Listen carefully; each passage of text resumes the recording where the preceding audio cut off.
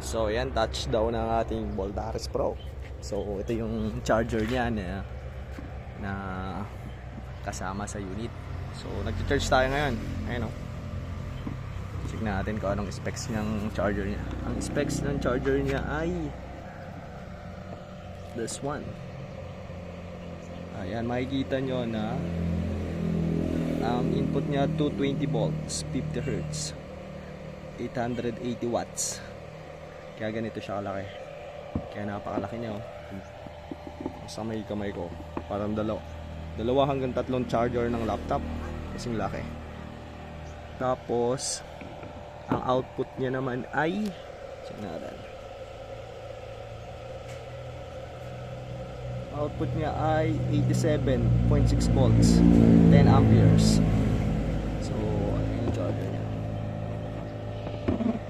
Yan. So pwede natin i-check sa BMS natin.